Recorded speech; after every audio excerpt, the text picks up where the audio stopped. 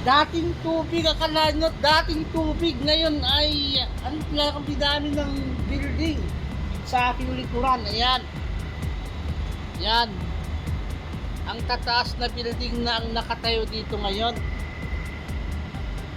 Isang decade o 10 years lang yung lumipas, kasi nung pumunta ako dito nung 2014, wala pa tong mga building, wala pa tong mga to. Ang nakikita ko dati ay tinatambakan siya ng lupa itong tubig na to. Ngayon, tignan nyo naman. Ayan, ayan. Ayan. May napakagandang improvement na. Diba? Ito yung dating tubig. Ayan na yung tubig ko. Ayan o. Yan yung tubig. Kasi yung banda dyan ay talagang parang kumbaga sentro. Dyan, sentro. Nandyan yung nakikita natin Lesboa at saka yung pinakamalapit dito ay yung Oceanos Casino or Macau Ferry. Ayan, dito bandaron. Ngayon, ito na siya ngayon, yung dating tubig. Anong tawag ito? Reclamation, di ba? Na-reclaim na siya, na-develop na siya, napakaraming building. Ayan o, napakaraming building. Galing talaga ng mga engineer abroad. Sana sa Manila, kasi sa Manila puro tubig, why not gawin ganito? Ayan o, nag-reclamation na. O diba, may ginagawa pa dyan. Tapos ang maganda, pwedeng mag-jogging. Ayan, dito sa may kulay. Ayan, pwede siguro mag-jogging kasi nga ito ay aside from overpass na siya.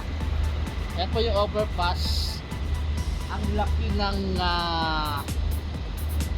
tawag ko yung lakaran.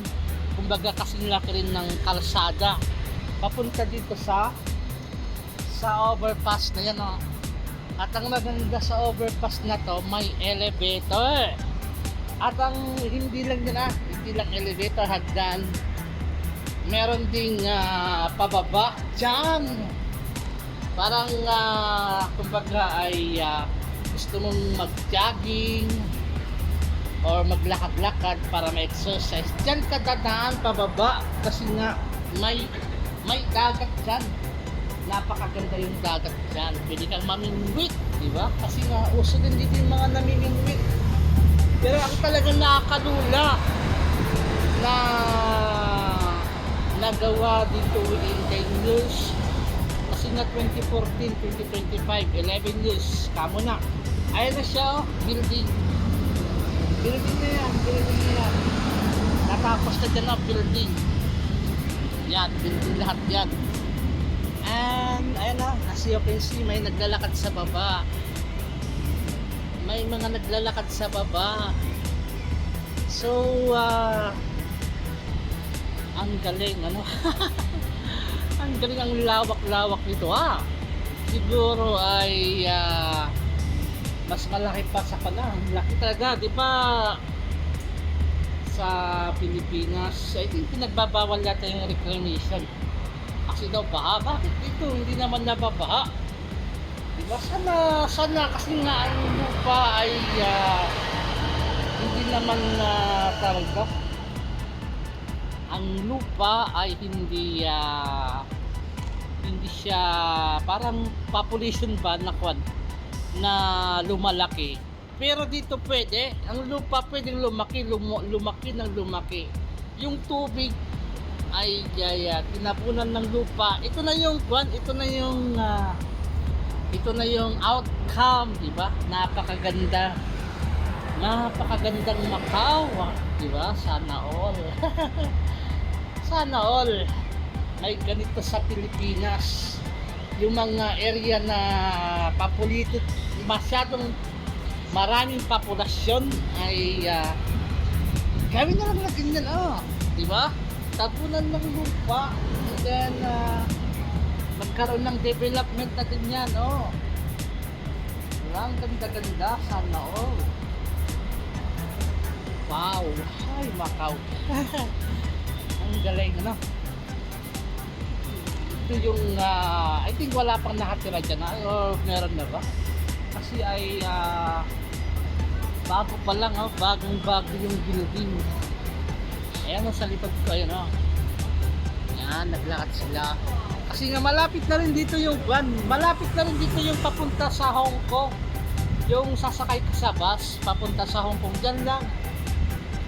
Kung gusto mong lakarin, o di kaya sakay ka ng bus, yun po yung bus. Papunta doon sa sakayan ng Hong Kong, yan. Galing dyan sa Macau. O, paglakarin mo naman, medyo malayo. Maybe, abutin ka ng shop, kasi nga medyo malayo na to. Alright, so hanggang dito na lang naipakita ko lang itong napakagandang, maybe madidevelop to, parang kumbaga ay another milestone, di ba?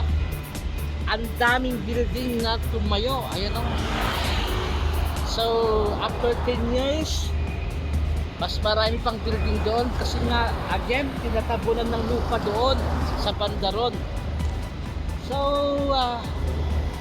ang ganda, ang ganda ng patakaran ba yung paano ba to sa government, di ba? Kung ganito sana yung government ng Pilipinas, maraming pera, siyempre maraming may papatay infrastructure, maraming may papatay buildings yan, tulay, ito yung tulay. Ayan, yung tulay, may nagja-jogging na, di ba? Ayan tulay. Bago lang tong tulay, bago. Ayan. So, napaka modern. Ayan po, kabayan. Ayan po yung nagja-jogging, kabayan. Ayan kung gusto mong mag-jogging, ayaw mong mag-lift. Ito yung elevator. Ayan, nag-jogging siya pababa. Ayan, pababa. Kasi nga may magandang joggingan dito sa baba, pwede kang mamingwit. Ayan yung sa baba niya, tubig. Parang ang nangyari tuloy, parang nagmukha yung dagat, since natabunan magkabilaan, nagmukha na siyang ilog, di ba? Para siyang ilog na yung dating, kasi nga wala nang dagat dito, wala nang dagat sa likuran. Natira na lang yung nasa gitnang dagat. Naging ilog na, di ba? Naging ilog na yung dating, di ba? Sana all. Ay, naku,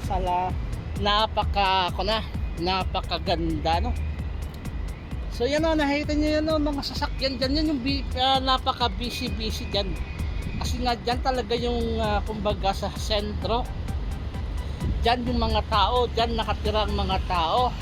So dito, I think ay wala pa siguro. Kasi nga, i-develop pa lang ngayon, pero na-develop na dyan sa site dito. Na-develop na siya.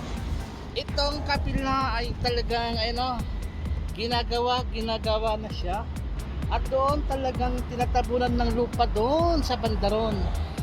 O, diba? Ang ganda. Ang ganda